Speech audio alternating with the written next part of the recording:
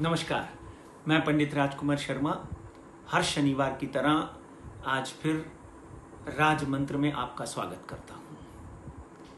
कुछ कारणोंवश राजमंत्र आप सीधे हमारे चैनल जय महाराष्ट्र के ऊपर नहीं देख पा रहे, उसके लिए हमें बहुत खेद है। मगर चलिए, इस लॉकडाउन में, इस पैंडेमिक की स्थिति में मैं एक बार फिर आपसे अनुरोध करता हूँ, स्टे होम, स्टे सेफ। हम लॉकडाउन में ज़रूर हैं, हम एक नए विश्व की तरफ बढ़ रहे हैं, एक नई ओपनिंग की तरफ बढ़ रहे हैं। ऐसा समझ लीजिए कि दुनिया का एक ऐसा इतिहास खुलने जा रहा है, एक ऐसा नया युग आने वाला है जिसमें भारत विजयी होगा, भारत उदय होगा और नरेंद्र मोदी जो है भारत के प्रभुत्व को विश्व स्तर पर लेकर जाएंगे। आज राजमंत्र में हमारे सब्जेक्ट्स जो हैं वो बहुत ही गंभीर हैं, हर तरह की तरह। सबसे पहला सवाल ये है कि कोविड-19 यानी कोरोना पैंडेमिक का अंत कब होगा। ये एक बहुत ही पेचीदा सवाल है। बहुत सी भविष्यवाणियाँ, बहुत से आपने लेख आपने पढ़े होंगे, इवन मेरी कुछ डेट्स जो हैं वो भी निकल गई और बड़े बड़े अच्छे पंडित, एस्ट्रोलॉजर, डॉक्टर्स, विद्वान, साइकोलॉजिस्ट इसके ऊपर अपनी भविष्यवाणी करने में अचूक हुए। पर आज हम फिर उसके ऊपर चर्चा करेंगे। और दूसरा सवाल ये है कि कोविड-19 के बाद जब ये कोविड-19 पैंडेमिक ख़त्म हो जाएगा तो इसके बाद दुनिया की क्या परिस्थिति होगी और भारत का उसमें क्या रोल होगा। तीसरा जो बहुत ही पेचीदा और बहुत ही महत्वपूर्ण सवाल है वो है कि हमारे देश का सबसे बड़ा प्रांत है उत्तर प्रदेश। उत्तर प्रदेश में जिस तरह आप देख रहे हैं पूरे भारत से श्रमिकों का पलायन और लेबर जो है वो जा रही है उत्तर प्रदेश और बिहार में।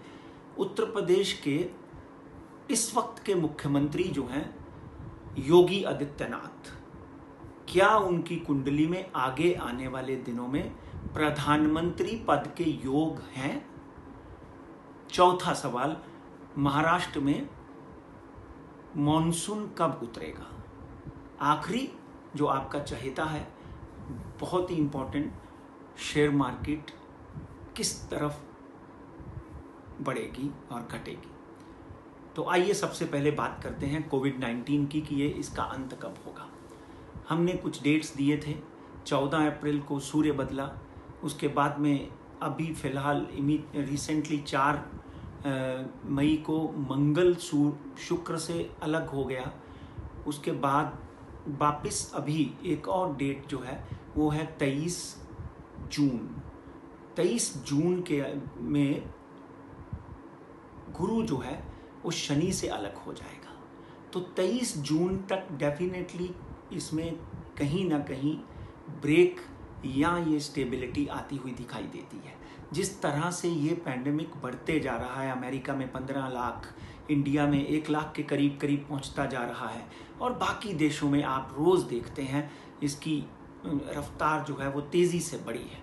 मगर एक बात पक्की है कि इस वक्त जो 4 ग्रह बकरी हुए हैं उनका प्रभाव डेफिनेटली ये 22 से 23 मई तक रहेगा, मैक्सिमम 26 मई तक रहेगा। उसके बाद इसमें थोड़ी बहुत जो गिनती बढ़ रही है उसमें कमतरता आती हुई दिखाई देती है। मगर 23 जून के बाद जैसे ही गुरु शनि से अलग होता है तो कोई ना कोई रास्ता जरूर निकलेगा, कोई ना कोई दवाई ऐसी जरूर निकलेगी। वैक्सीन निकलने को हो सकता है 15 सितंबर लग जाए, क्योंकि 15 सितंबर को राहु जो है और केतु जो है वो अपना स्थान परिवर्तन कर रहे हैं। राहु केतु जब स्थान परिवर्तन करेंगे, एक्चुअल में आपने देखा होगा कि मैंने कुछ लेख भी लिखे और उसके बावजूद मेरे पुराने वीडियोस भी आप देखेंगे तो 23 सितंबर तक इस महामारी के साथ हमको बहुत ही ज़्यादा गंभीरता से जूझना पड़ेगा। अगर लॉकडाउन खुलता है तो उसके खुलने की बहुत सी शर्तें होंगी। अब 23 सितंबर तक हमको इसका ध्यान रखना पड़ेगा। मगर मित्रों, एक बात ध्यान से सुन लीजिए कि 2.5 साल शनि मकर राशि में है, तो मिनिमम 2.5 साल कोरोना पैंडेमिक के साथ में हमको रहना है। उस रहने के लिए हाइजीन, डिस्टेंस और कहीं ना कहीं मास्क और अपने एहतियात, मतलब कहीं ना कहीं अपनी सुरक्षा के लिए आपको सजग रहना है। एयरलाइन चालू हो सकती हैं, अभी ट्रेन्स चालू हो सकती हैं, बसेस चालू हो सकती हैं, ऑफिस चालू हो सकते हैं, मगर रफ्तार और उनकी शर्तें बहुत ही कठिन होगी, कठोर होंगी। उसका पालन करना आपको बहुत ज़रूरी होगा और हो सकता है हमको अगले 2.5 साल जीवित रहने के लिए इन शर्तों का पालन करना पड़े। अब दूसरा सवाल कि कोविड-19 के बाद जब ये अंत हो जाएगा तो भारत और पूरा विश्व कैसा होगा। देखिए, हर 100 साल में एक ऐसा पैंडेमिक, एक ऐसी आपदा पूरे विश्व के ऊपर आती है। अगर आप 2019 और 2020 की प्लेग देख लें, 1917, 1920 के बीच में जो प्लेग आई उसमें करोड़ों लोगों की मृत्यु हुई। उसके पहले भी 100 साल पहले भी एक्जैक्टली इसी तरह का एक बहुत बड़ा पैंडेमिक आया था। मगर उस वक्त से लेकर इस वक्त तक साइंस ने बहुत तरक्की कर ली है, मेडिकल साइंस ने बहुत तरक्की कर ली है, इलाज निकलने शुरू हो गए हैं। मगर युग परिवर्तन के योग हर 100 साल के बाद आते हैं। भगवान, अल्लाह, क्राइस्ट, जिसको भी वो बड़ी शक्ति को आप मानते हैं, वो कहीं ना कहीं मानव जाति को हिलाने की कोशिश करता है कि पापों से दूर रहें, अपनी बुद्धि का पवित्रता की तरफ, सकारात्मकता की तरफ इस्तेमाल करें। मगर कोविड-19 के बाद में पूरे विश्व की सूरत बदल जाएगी। लोग धर्म की तरफ बढ़ते हुए दिखाई देंगे। यहाँ तक मैंने एक लेख में लिखा है कि लोग हिंदू संस्कारों को, भारतीय पद्धति को, भारतीय संस्कारों को मानने का प्रयत्न करेंगे और अडॉप्ट करने की कोशिश करेंगे। और बहुत सी जगहों के ऊपर हो सकता है लोग अपने धर्म का परिवर्तन भी करें। मगर भारतीय इस वक्त संस्कृति की बात करें और हमारे नरेंद्र मोदी की बात करें तो डेफिनेटली इस वक्त हम सब तक योग जो बना हुआ था और नरेंद्र मोदी की कुंडली की अगर हम बात करें तो एक बात पक्की है, America, Russia, Canada, London, Germany, France, चीन, पूरी दुनिया जो है वो नरेंद्र मोदी और भारत को सलाम करेगी, भारत को सैल्यूट करेगी। भारत जो है विश्व गुरु बनकर उभरता हुआ दिखाई देता है और नरेंद्र मोदी जो है एक इतनी बड़ी शख्सियत के रूप में उभरते हुए दिखाई देते हैं। अगले 1.5 से 2 साल में आपको आश्चर्य होगा। डेफिनेटली आप अपने आप को सुधारने के लिए प्रयत्न करें। मेरे कुछ वीडियोस आप फेसबुक पे और यूट्यूब पे देखें। योगा, प्राणायाम, मंत्र, मुद्रा सीखना शुरू करें, अपनी इम्यूनिटी को बढ़ाएं। आगे आने वाले दिनों में धर्म बढ़ेगा, डिविनिटी के ऊपर लोग विश्वास करेंगे, अपने आप की सेहत के ऊपर विश्वास करेंगे। अब अगला सवाल जो बहुत ही महत्वपूर्ण है कि क्या यूपी के चीफ मिनिस्टर जो हैं वो भारत के प्रधानमंत्री बन सकते हैं। उनकी कुंडली का हमने बहुत ही गहनता से जब हम अध्ययन किया तो उनका नाम है अजय सिंह बिष्ट। अजय सिंह बिष्ट उनका नाम है। योगी आदित्यनाथ ब्रह्मचारी हैं। गोरखनाथ टेम्पल यूपी में जो है उसके मठाधीश रहे हैं। आज भी वो उसी मठ के पीठाधीश हैं और नरेंद्र मोदी और भारतीय जनता पार्टी ने उनको उत्तर प्रदेश का मुख्यमंत्री बनाने का जो बीड़ा उठाया था वो सफलतापूर्ण रहा। और इस वक्त सबसे बड़ी स्टेट जो भारत की यूपी है उसमें श्रमिकों के पलायन को लेकर वहाँ के लोगों की देखभाल तक, गरीबों की मदद तक जिस तरह से योगी आदित्यनाथ काम कर रहे हैं उसको मैं सैल्यूट करता हूँ। ये बहुत ही सराहनीय है। उनकी कुंडली की बात करें तो कुंभ राशि है। 5/6/1972 5 जून 1972 में उनका जन्म हुआ गढ़वाल में और सिंह लगन है, सिंह की तरह दहाड़ते हुए। और इस वक्त उनकी बुध की महादशा चल रही है। बुध की महादशा खत्म हो चुकी है 2017 में। केतु की महादशा चल रही है। एक ही बात मैं यहाँ पर ये कहना चाहता हूँ कि कुंभ राशि के ऊपर अगले 2.5 साल के बाद साढ़े सती शुरू होने वाली है।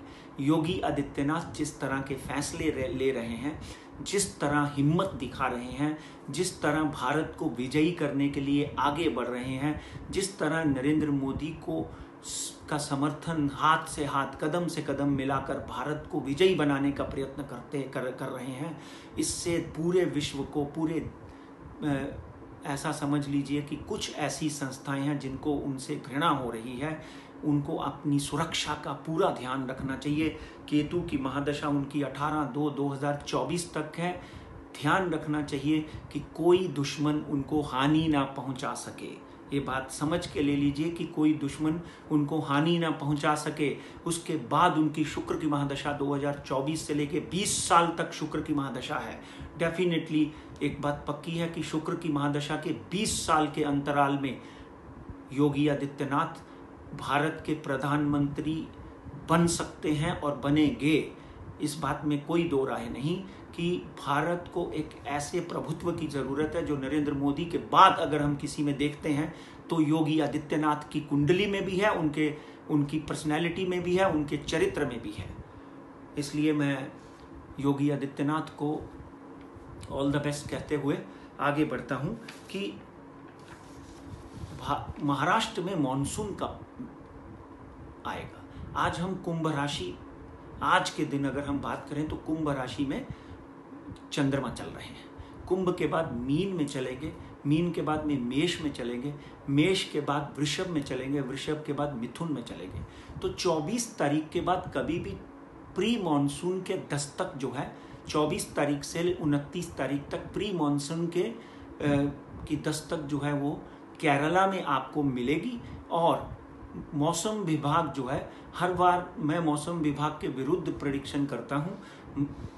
28 तारीख तक केरला में आपको इसकी दस्तक मिलेगी और 2 जून से लेकर 6 जून तक महाराष्ट्र में आपको ये सुख समाचार ऐसा समझ लें कि प्री मॉनसून महाराष्ट्र में भी आपको आता हुआ दिखाई देगा। इस बार ग्रहों के राजा बुध हैं और ग्रहों के मंत्री चंद्रमा है, इसलिए किसान के लिए बहुत ही फायदेमंद ये साल रहने वाला है। आपने देखा 1,20,000 करोड़ रुपए का नरेंद्र मोदी ने किसानों के लिए एक नया पैकेज अलॉट किया है और डेफिनेटली किसानों के लिए आगे आने वाले दिनों में अच्छा समाचार है।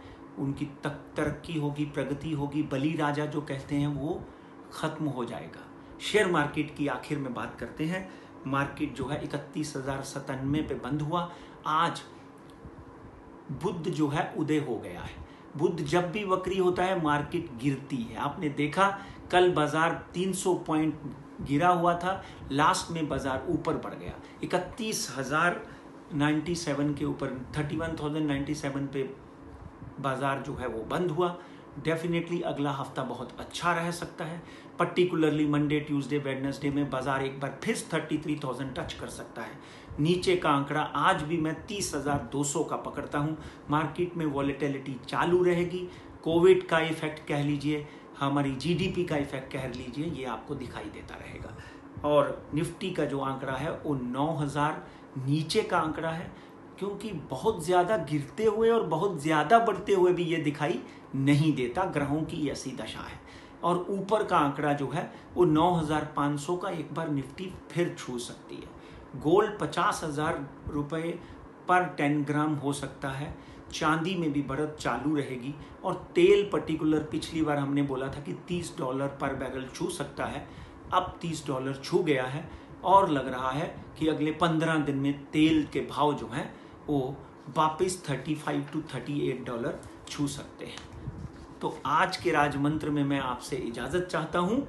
अगले शनिवार को फिर मिलेंगे। तब तक सुखी रहिए। Stay home, stay safe. God bless you.